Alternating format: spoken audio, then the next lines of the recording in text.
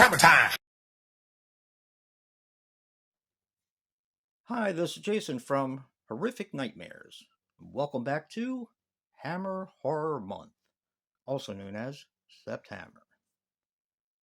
This is the segment I'm doing with my good buddy Joe the Horror Man, where we're going to talk about a different Hammer film every day for the month of September. Today we're going to be talking about The Quiet Ones.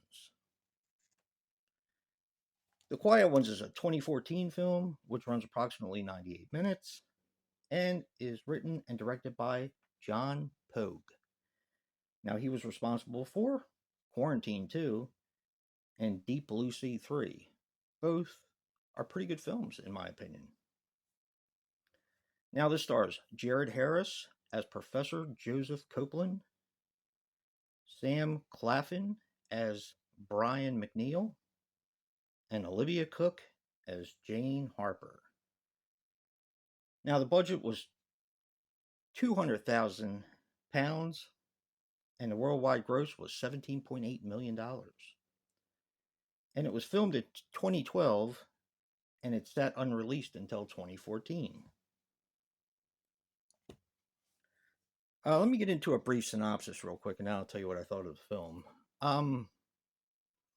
What you have is Oxford College. You have a bunch of students who are kind of doing a residency for an experiment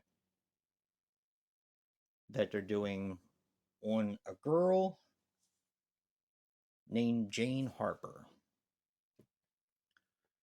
They're trying to bring this possession out of her because they do believe that she has manifested this possession to be her other, kind of like her other self named Evie. And they figure if they can draw out the possession, they can do away with it. That's probably the best way of explaining it. Now, this, of course, takes place in the 70s, and this is actually based on actual events. And one of the really cool things about this film is they do show pictures of the crew from way back when. Now, this is weird because this is a movie that's both found footage and regular footage. And I know a lot of people have problems with found footage films. This, however, is done a little bit differently. Like I said, the found footage doesn't go all the way through the film. But when it is found footage, it's done in a certain type of way because it was supposed to be filmed in the 70s, which adds like a certain kind of charm to the filming. All the cast deliver great performances, in my opinion. And even though I guess some people could consider this a slow burn, when I originally saw it, I actually didn't think a whole lot of this film. Watching it with Joe the other night, I understand why he likes it so much. And to be honest, I think it was my mood at the time because I remember I always got this confused with the Lazarus Effect and Oculus for some reason because they all came out within a year of each other. So I would mix parts up with this movie, with that movie. And I think I didn't have the proper recollection of this film. And it's it's pretty darn good.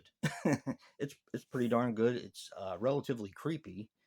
And Olivia Cooke, which I hadn't seen for a while, I actually had to ask Joe what happened to her, and he said she is actually in the Game of Thrones spin-off series, which I didn't know because I don't watch that. But I'm glad to know that she is, still acting because when this came out, she was everywhere. I mean, she was in Bates Motel for 6 years. She was in Me, Earl, and the Dying Girl, uh, The Signal, Ouija. She was just everywhere. And then it seemed like she had just dropped off the face of the earth. So it was really cool to know that she's still acting. Um, this is a really good film. Really good film. if you're not into found footage, it does have something else to offer. I mean, it does have regular footage. That way, a lot of the loopholes you find for people to get out of found footage, with camera shots and angles and stuff like that. I think that's why regular footage works so well with found footage, because it enables the person to almost be almost like a part of the action or a part of the experiment that's happening. So yeah, this one is done extremely well. I really like this film. It really surprised me because I didn't remember.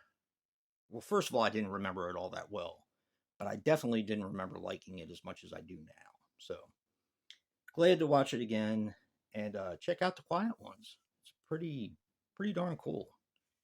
And don't forget to check out Joe's review of The Quiet Ones and Physical Media Matters. And until next time, peace.